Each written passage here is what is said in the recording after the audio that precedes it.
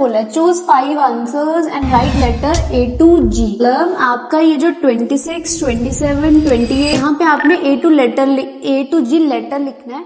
आपने अगर तो कोई वोवल वाला वर्ड हो तो एन आता है, बाकी सारे अगर आपके कॉन्सोनेंट्स होंगे तो वहां पे आएगा ए। और A he will borrow a dash from इससे। अब देखो सबसे पहले वो यहाँ पे स्टार्ट करता है कि ना टेक्स्ट बुक देख लो, इसके बाद वो यहाँ से ना डॉक्यूमेंट्री पे आता है और लास्ट डॉक्यूमेंट्री पे अपनी डिस्कशन को खत्म कर देते हैं। आपने ध्यान रखना है एग्जाम में भी आपको इस तरह से आ सकता है कि वो आपको एक आंसर की बजाय दूसरे आंसर के ऊपर लेके चले। Hello everyone, welcome back to Elevation. I hope you all are doing good और आप सभी की प्रिपरेशंस अच्छे से चल रही होंगी। आई होप सभी मॉड्यूल्स की प्लेलिस्ट हमारे चैनल में अवेलेबल है, आप उसको अच्छे से यूज करना, अच्छे से अपने कंसेप्ट्स को क्लियर करना। आज की इस वीडियो में हम अपने लिसनिंग के आगे कंसेप्ट्स को कंटिन्यू करेंगे। जैसे कि आपने प्रीवियस वीडियो में देखा ही होगा कि हमने ना अपने लिसनिंग के आगे फर्दर जो टाइप्स हैं उनको कवर करना स्टार्ट किया हुआ है।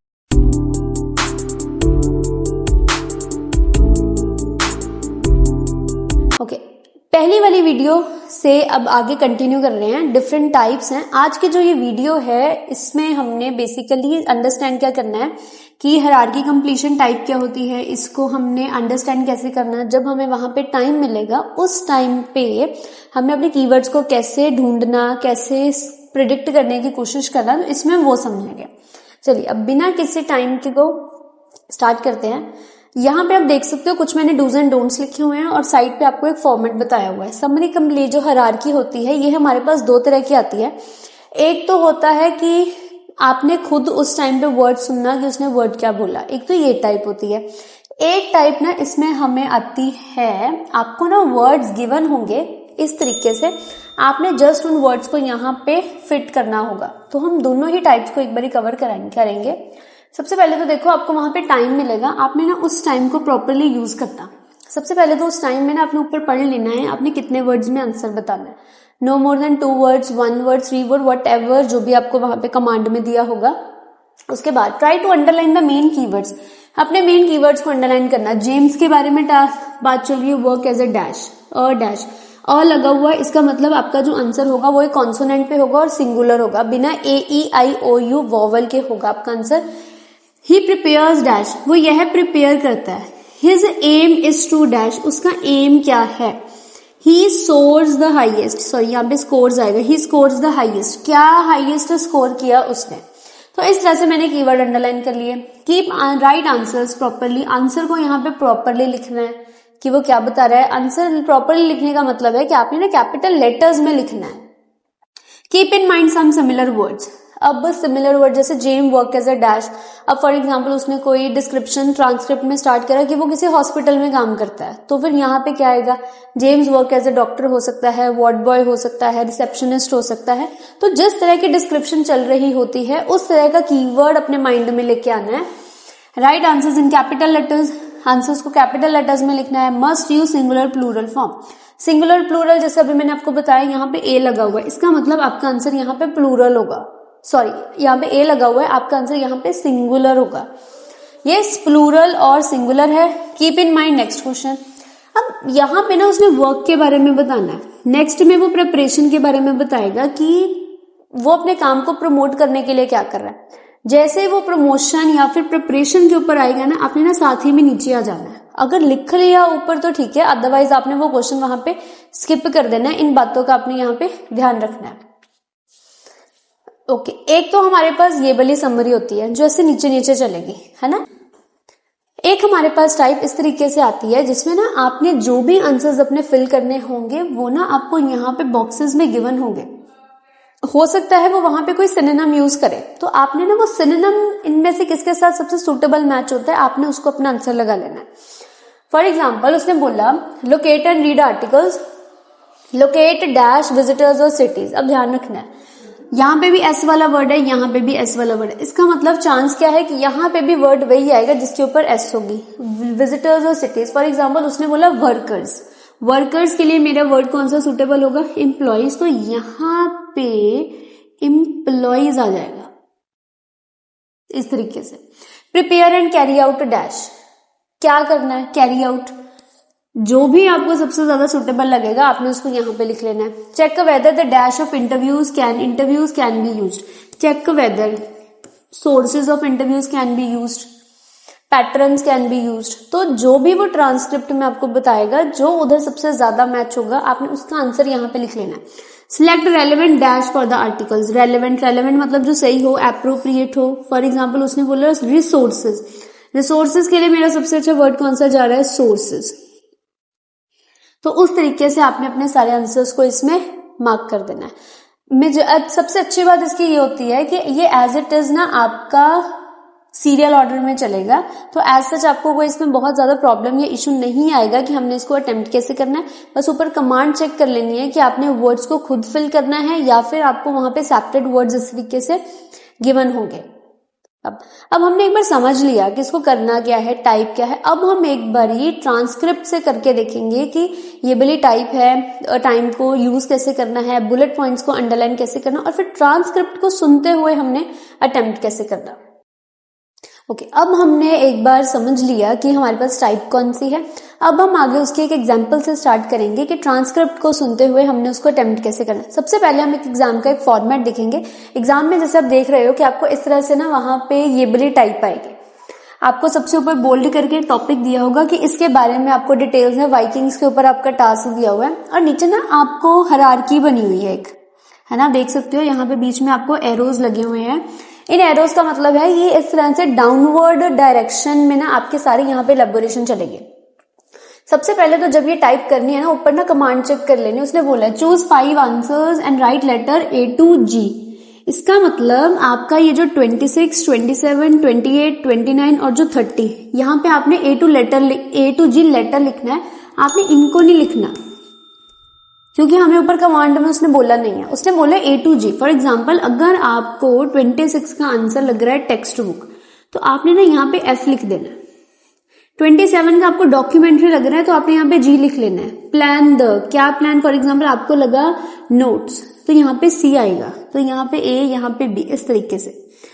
ऊपर उसने बोला हुआ है कि A to G लिखना है, तो आपने A to G ही बताना है, आपने उसके अलावा और नहीं वहां पे कुछ ऐड करना है, ये अपने ध्यान रखना है। ओके, उसके बाद जब भी आपको ये टाइप आएगी, सबसे पहले तो जो आपको टाइम मिलेगा ना, वहां पे आपने इनके ना कीवर्ड्स को अंडरलाइन करना है। He'll read a dash, read मतलब इसको पढ़ना है, और उसके बाद अपना टॉपिक चूज करना है। आपने ना थोड़ा सा ना आइडिया को ना प्रिडिक्ट करना स्टार्ट कर देना है कि इनमें से वो क्या रीड कर सकता है। He'll borrow मतलब वो किसी से लेगा। a dash, अब यहाँ पे आपने पॉइंट ध्यान रखना है, यहाँ पे ना आपको अ लगा हुआ है। जो ए होता है, हमारे पास दो होते हैं, एक होता है ए और एक होता है एंड। एक हमारे पास तीसरा आर्टिकल द भी होता है, अभी इसकी बात नहीं कर रहे। ए है, एक एन है, AEIOU।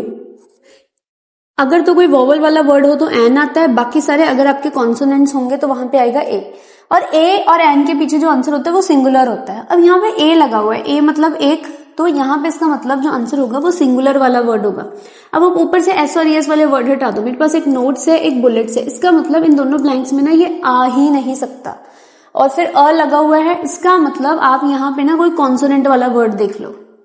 इसी तरीके से सबसे अच्छे तरीके से ब्लैंक होती है कि आपने सबसे पहले डिमांड चेक कर लेनी है। डिमांड चेक करने के बाद आपने थोड़ा सा अपना आंसर ना प्रिडिक्ट करना स्टार्ट कर देना है। फिर he'll borrow a dash, वो इससे यह बोरो करेगा। he'll plan the dash of the paper, paper का यह प्लान करना। अब देखो पेपर का क्या प्लान करना, नोट्स हो सकता है, स्ट्रक्चर हो सकता है ना, तो उसके बारे में बताना। he'll read some source material and write that, right का मतलब होता है इसको लिखना। अब आपने बताना है उसने ऊपर से क्या लिखना है, स्टूडेंट पेपर लिखना है, no write the text book लिखेगा, या फिर वो डॉक्यूमेंट्री बताएगा। he'll write the paper using dash, वो पेपर को लिखेगा इसको यूज करके। तो आपने ध्यान से समझना है वो किसको यूज करने के बारे में बता रहा है। इसी के साथ ऊपर देख लेना, बुलेट पॉइंट्स हैं, फिल्म है, नोट्स है, structure, student paper, text book, documentary. जरूरी नहीं है कि वो एज इट इज वर्ड बोलेगा, वो बोल भी सकता है और वो इसकी जगह कोई ना कोई सिनोनिम भी यूज करता है। तो हम साथ साथ में एक बार उसको देखेंगे ट्रांसक्रिप्ट सुनते हुए कि उसने किस तरह से आंसर फिल करे। अब हम अपनी लिसनिंग प्ले करेंगे, चलिए अब देखते हैं। Now listen and answer questions 26 to 30. Could I ask for some advice about writing the paper I'm working on about the Vikings? I have to do that this week, and I'm a bit stuck. Of course. Have you decided yet what to write about? No, I haven't. There's so much that seems interesting. Viking settlement in other countries, trade, mythology. Well, what I suggest is that you read an assignment a student wrote last year, which is kept in the library. It's short and well-focused, and I'm sure you'll find it helpful. I'll give you the details in a moment. Textbooks usually cover so many topics, it can be very difficult to choose just one. Okay. I've got a DVD of the film about the Vikings that came out earlier this year. Should I watch that again? If it's the one I am thinking of, I'd ignore it. It's more fantasy than reality. But I've got a recording of a documentary that you should watch. It makes some interesting and provocative points, which I think will help you to focus your topic. Right. So then, should I work out an outline? Yes, just headings for different sections at this stage. And then you should start looking for suitable articles and books to draw on, and take notes which you organize according to those headings. I see. Then put short phrases and sentences as bullet points under each heading. Make sure that this skeleton makes sense and flows properly before writing up the paper in full. Okay. Thanks. That's very helpful. अब हमने transcript सुन ली। अब हमने क्या देखा, सबसे पहले जब वो यहाँ पे स्टार्ट करता है वो बोलता है हील रीड अ डैश। क्या पढ़ा उसने? Answer is student paper. वो ना स्टार्टिंग करता है कि तुम ना एक स्टूडेंट ने जो लिखा था ना उसको रीड करो, वो तुम्हारे लिए हेल्पफुल होगा, वो लाइब्रेरी में पढ़ा है, उससे तुम्हें टॉपिक मिल जाएगा। तो पहला मेरे को आ गया जो स्टूडेंट ने लिखा था, तो स्टूडेंट पेपर। फिर यहाँ पे वो आपको थोड़ा सा घुमाने की कोशिश करता है, he'll borrow a dash from इससे। अब देखो, सबसे पहले वो यहाँ पे स्टार्ट करता है कि ना टेक्स्ट बुक देख लो, है ना, पर वो कहता है कि नहीं, वो बहुत डिफिकल्ट है। डिफिकल्ट मतलब उसने उसको सजेस्ट नहीं किया, तो वो उसको क्रॉस करना है, एलिमिनेटेड। इसके बाद ना वो फिल्म पे आता है कि उसने एक वीडियो देखी, रिकॉर्डिंग देखी, पर वो पूछता है क्या वो इसको ले ले। वो कहती नो, मैं आपको ये सजेस्ट नहीं करती। तो हमने इसको भी यहाँ पे कट कर दिया। इसके बाद वो यहाँ से ना डॉक्यूमेंट्री पे आता है और लास्ट डॉक्यूमेंट्री पे अपनी डिस्कशन को खत्म कर देता है। देन आंसर इज जी। आपने ध्यान रखना है, एग्जाम में भी आपको इस तरह से आ सकता है कि वो आपको एक आंसर की बजाय दूसरे आंसर के ऊपर लेके चले। He plan the dash of the paper. यहाँ पे ना वो आउटलाइन बोलता है। आउटलाइन हम स्ट्रक्चर को ही कहते हैं कि एक सबसे ऊपर क्या होगा, फिर उसके नीचे क्या होगा, फिर उसके नीचे, इस तरह से आउटलाइन के बारे में यहाँ पे उनके बारे में बताता है। फिर वो बताता है सम सोर्स मटेरियल रीड करो और उसके बाद यह लिखो। क्या लिखना है वो क्लियरली बताता है, आप अपने नोट्स बनाओ।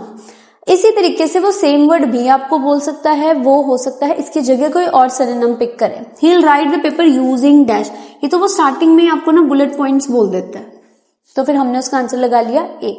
इसी तरीके से आपको वो सेम भी बता सकता है, हो सकता है कि वो सिनोनिम यूज करके सीधा अपने आंसर पे चले जाए, या फिर इवन वो आपको 2-3 पॉइंट्स पे घुमाने की कोशिश करे।